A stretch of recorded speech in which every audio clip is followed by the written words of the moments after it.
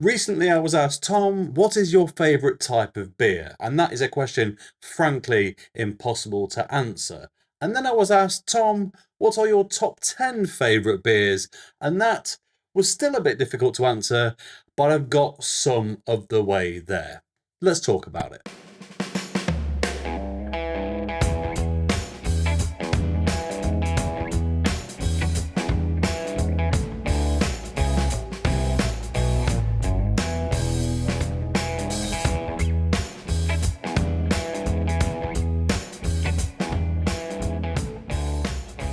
Hello, welcome back to the channel, and yes, today I'm going to take you through my top 10 favourite beers, but I'm using beers more in the kind of event sense than I am the particular makes and models, so to speak. I'm going to tell you my general preferreds right now, but even trying to nail down a top 10 is really difficult because the top 10 beers I've ever tried of all time are not the top 10 beers I would want to buy on a weekly basis, so it all becomes a little bit arbitrary, and a lot of them probably aren't even available now anyway.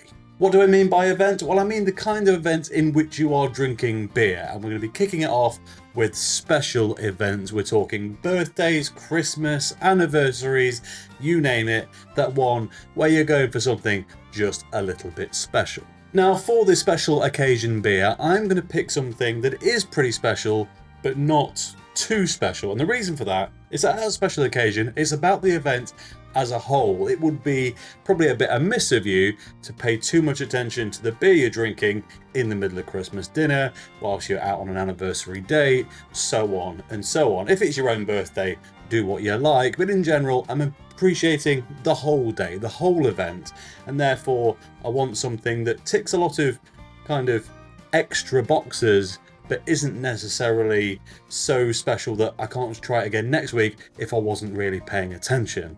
And that means we're off to Belgium. Now, it wouldn't be right to do this video without pouring one of the beers I'm going to talk about. In this case, this is Straf Hendrik's Quad. This is a beautiful Belgian beer. I love it dearly, using my Straf Hendrik glass for the second time. That got used in a comparison video a few weeks ago, but listen, it's not just this one. It's Straf Hendrik, it's Delirium, it's Triple Carmelate. Those kind of beers, and those brands in particular for me, that I'm going for on that special occasion. At Christmas dinner this year, I did open a massive bottle of Triple Carmelate. It was available in Aldi for about £6 for the big bottle. So, you know, it's not too extra, but it does feel like an event. It feels like something special, and as will this, because anything from the Half Moon Brewery always is.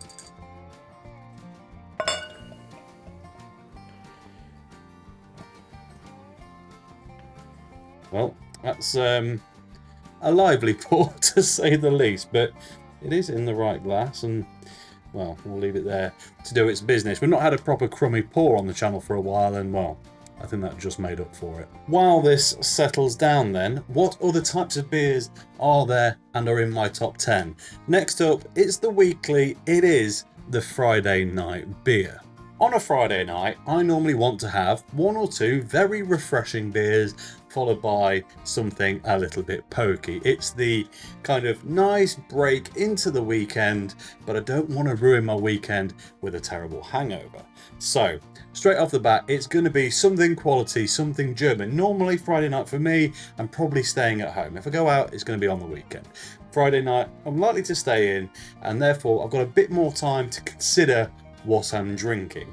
To start off with, I'm going with my favourite lager of all time, the Tegernseer Hell, and it is just a fantastic brew. I've been trying for a few years now to describe what it is that I love so much about that Tegernseer Hell. It is just the crispest, lightest, but maltiest Helles I think I've ever had, and it sits a pitch above the rest for me. Tegernseer, the rest of their products, they're good, but they really don't tickle my pickle in the way that their Hells does. It really is something to behold. Later in the night though, I'm going to stay in Germany, but for something a little bit bigger, a little bit richer, a little bit, well, properly old school. I would, given the choice, go for a Doppelbock, and specifically the Paulana Salvatore, the daddy, the original, the OG of the style. It is big, it's rich, it's historic, it's just oodles of flavour, and still significantly cheaper than your locally produced double IPA, which still blows my mind. I know how the pricing works and it's taxed and it's all the rest of it. I get it. I know they can't be compared, but the fact that that beer is available for the price it's available at, it's still not cheap, mind, but it is a Friday night treat and it's not obscenely priced. And as a result, yes, an absolute go-to for me. Now then, can we carefully pour the rest of this beer and try and reclaim what otherwise was a little bit of, well, a very crummy pour. Let's give it a go, shall we? Cheers. Big, roasty, caramel, raisin. Oh. I don't know how to explain this, but quite often I'll walk into a craft beer bar and I'll see a slew of things up on the board. Half of them will be 11%, and I just think, really, why? I really can't do with another 11% beer in my life. I don't need it. But as soon as this comes a knocking, I don't care what more 11% beers. It's a beauty to behold. My next favourite type of beer is the sports viewing beer. For myself, that often means rugby and Formula 1, and of course with rugby is that strong Guinness connection. And I'll be honest, it is just the right beer at the right time. I understand why Guinness is popular. It's less bloating, it's just consistent, you know where you are. All the safety things that people who are not very adventurous in beer, let's say, tend to go for. The reason I go for it is, well, it's simply mass available. I don't feel like I'm missing out on anything by not paying it a huge amount of attention. I absolutely love the Nitro Stout craft alternatives, Blue Monkey's Nitro Gorilla and Splash and Hop Day London Black. There was the one from Campervan Brewing up in Scotland that we reviewed a couple of months ago. All absolutely fantastic. I adore them, but they are just a little bit too pricey to be sat there sipping away in the middle of a rugby match while I'm liable to throw half of it behind the sofa in celebration, or not in recent years, but you get the idea. It needs a bit more concern and a bit more just time and space to really appreciate those beers, and the cost reflects that, which is not what you want in the middle of your sporting event. So when I'm doing my proper beer geek thing, when I'm really nerding out on the stuff, I'm going to the craft beer bar or similar, what am I picking? Now, typically, I will always still lean, if they've got it, into something German or Belgian to start. A nice entry point. But then, stuff does tend to get a little bit rowdy. When I'm at these specialist venues, imperial stouts and strong sours really are where I like to explore, because they're just weird and wonderful nowadays. Especially, the really strong stouts, pastry sours, stuff like that. Anything from Vault City, really, at least in their premium range, really is just, it's an opportunity to explore what is possible with a brewing kit. I don't necessarily want to drink them a lot, and I've said a lot of not so positive things about Vault City over the years. I'm not always sure they're brilliant, but for some reason in that setting, that type of beer definitely works. It just doesn't work for me sat at home having paid £8 or £9 a can, but it certainly does work when you're sat in a bar for some reason. And often those Vault City specials, which people rave about, will be cheaper per milliliter, in your craft beer bar than it is to buy in the can, which is also interesting. Of the Impy Stouts and exotic sours, Azvex, Yonder, Vault City, as we've already said, but to name a few, Bang the Elephant, also fantastic. Those are the kind of guys I'm going for, but sometimes you get an opportunity to try something you really ain't going to get to try very often, and it's when you get the US imports. And on that note, my favourite beer to go and try out in the wild, and incidentally, I've never tried it out in the wild, so I want to, but it's this kind of thing, Goose Island's Bourbon County Imperial Stout. That is the one. That is the kind of thing, those holy grail beers, that along with like Pliny the Elder and just those hero ones that a craft beer bar, if they know the right people, may just get on from time to time. And yeah, those are my shouts. Now then, let's leave the world of crazy beer behind and go back to basics with the Cozy Pub. You know what I mean. Your traditional local, your village local, out in the countryside, the proper cosy pub, fireplace, slightly damp dog, Sunday dinners, you know where we're at. And for those, it has to be about staying local. Your local bitters, ales, stouts, porters. There's even a bit of a resurgence of the mild coming back these days. I love all of them, and that is where you go. But if I'm forced to choose a particular brand, I'm going to give you two. One of them I have raved about before. In fact, both of them I've raved about before. One of them I've raved about before, and you can only get it in 2 pubs in the world, which does make it slightly difficult. But Theakston's Old Peculiar, and you're thinking, Tom, that's available everywhere, what are you talking about? Served out of the wooden cask. 2 pubs in the world. One is their own. One is the UK's tallest pub, not tallest, highest pub. It's be a very tall building. Their highest pub, Tan Hill Inn, are the 2 that do it in the wooden cask, and it is a different experience. But also having that close to source is also a different experience. A lot of these traditional styles are good in their environment. Firstly, the environment makes sense. You know, what you're smelling outside is what the people who kind of created that recipe years ago were also smelling, and therefore made sense to them in conjunction. All of this is a whole experience, and of course it's not had to travel anywhere, or at least not far. A lot of these traditional ales do not travel well at all. I have had pints of Black Sheep's bitter that I would say are some of the best beer I've ever had in my life, and I've had pints of it down the road from me that have been some of the worst beer I've ever had in my life. That is the spectrum we are dealing with. Stay local, enjoy, and crack on. And the other shout out for me in this one, of course, is Blue Monkey's Gorilla, the original. They've stopped doing it in bottles now, so you can only get the original on cask, and I'll be honest, it's my favourite straight up stout out there. There is no competition. The next category is the restaurant beer. The safest bet overall, Italian lager, proper Italian lager. You can go for a more mainstream brand of Italian lager, but it's one that's actually made in Italy, i.e. not these ones that are on the screen right now. But that other one, that one is. And also there are lots of other craft Italian lagers that are also absolutely fantastic. Failing that, simply a lager that was made in the part of the world in which the food you are eating originates. It all makes sense and pairs for a reason. But you didn't come here for this wishy-washy kind of answer. The beer that it goes best in a restaurant environment with food, if you're not matching it to its origin, is Weiss beer. At least in my opinion. Look, lagers go great all the time, let's be honest. But if you want something just a bit more considered, a bit more sophisticated, a bit more, I don't know, just something more to think on, a Weiss beer is a fantastic way to go about it. And the Weiss beer from Augustina Brau is my pick as a food pairing. It just meshes and goes along with it, keeps a lot of its backbone, but it doesn't overpower any food, and the beer equally isn't lost either. So that one is an absolute shout.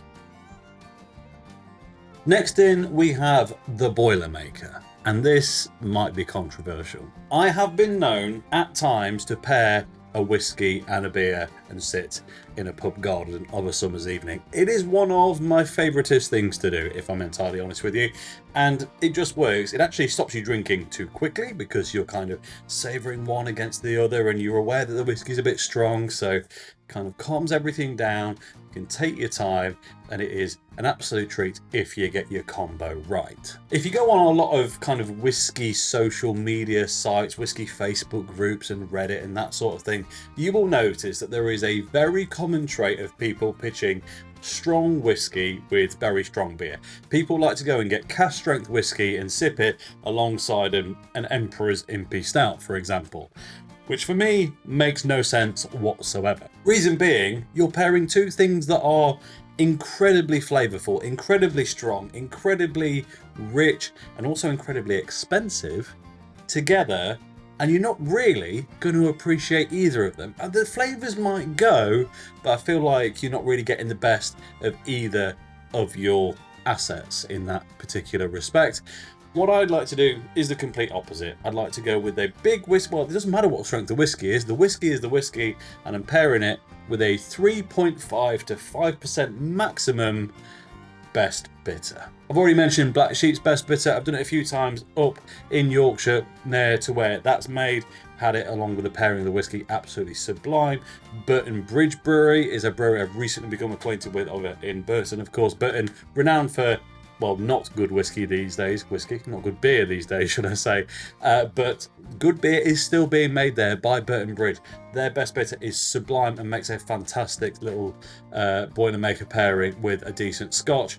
But yeah, you know, you could pick a mild instead, perhaps even an ESB if you were feeling a little bit cheeky. But yes, your run-of-your-mill best bitter, that is the one that I'm going for. And if it wasn't obvious already, keep it local. Now, I've not done this list in any particular order, but this might be my favoritist type of beer, and that is the barbecue beer. If I was being selfish and I only had to just facilitate my own beer for the day, I'm just barbecuing for myself and my other half, then Black Isle Brewery up in Scotland, their blonde, there's a lot of lagers on this list, I just realised, but their blonde, it's a lager, but it's a bit richer, it's a bit more full-bodied, and it might be, well, it is my favourite UK brewed lager. There are a lot of people out there that say, but there's loads of stuff better out there from, well, a variety of different brewers, but I don't know, something about it just makes me happy, and that is the one that I'm going to pick. But that's not the easiest for everyone to get, and not everyone appreciates it. If you're barbecuing for more people, a broader scope of society and a broader scope of beer tastes, there is only one choice, and that choice is Budvar. Now, I am a big fan of Budvar, but you do have to be slightly careful. You buy it off the supermarket shelves, they can be skunked. Go to a wholesaler, you know, a warehouse get up, or even Majestic Wines. You can buy it by the box of the 20s. They're the way to go. They've never seen sunlight, so it's not a problem, and they're always absolutely superb. Next up, we've got the bar crawl beer. What do you drink when you're going out for the full day / night? It's a full event. You've got to stay coherent as much as possible. What do you choose? Well, you don't do what I actually do, which is choose whatever I fancy at the time. You can do that, but it's likely to end badly. If I was thinking strategically, well, let's be honest, we're going back to Europe. Off the back of that Budvar recommendation, Budvar Dark, it keeps things interesting. It keeps it a bit more, yeah, just a bit more varied. It's not more lager. It does feel a little bit less gassy, a little bit less bloating, and well, I can drink it for days on end, if I'm totally honest. But given the choice, given the real choice, I'm going for another Hell or Helles. This time, Iyengar. Iyengar's Lager Hell, it's a little bit less carbonated than a lot of the others, so it doesn't matter if you're doing it in significant volume. I mean, drink responsibly, please. Don't take this as advice. But yes, my preference on that kind of event would be Iyengar's Lager Hell. It sings quality, and I'm surprised we managed to get this far into the video without just mentioning Iyengar in any way, because they are one of my favourite breweries. But don't worry, this is not the last mention. But this next entry is the last entry. It is the beer review beer. What beer do I really want to drink while I'm sat behind this bar talking to you lovely people through this camera? It is a Fest beer. Now, for frequent viewers of this channel, it will come as no surprise that I love a Fest beer. I cover them a little bit too in depth every time Oktoberfest comes around. But the thing with Oktoberfest is we always sit there and focus on the big Munich breweries, the official Oktoberfest brewers. And they're great, but as we've learned over the years, they can be inconsistent. Who's the best one year is not necessarily the best the year after. But do you know who's always pretty much as good, if not better than the rest of them? Yeah, it's Iyengar and their Fest beer. It is absolutely sublime, and that is my pick for the type of beer that I want to review and talk about sat here on this channel. So hopefully, whilst I may have not given you 10 distinct beers, I've given you 10 types of beer and my current thoughts on what I'd pick for them throughout this video. Go try them, let me know in the comments what you think, and now I really need to stop talking. I couldn't have timed that any better. I don't know how I knew I was going to lose my voice then, but indeed I was. But that really is all I've got to say about it. So as always, thank you very much for watching. If you enjoyed this video, please like it if you haven't already. Subscribe if you will be so kind, and I'll catch you next time. Cheers.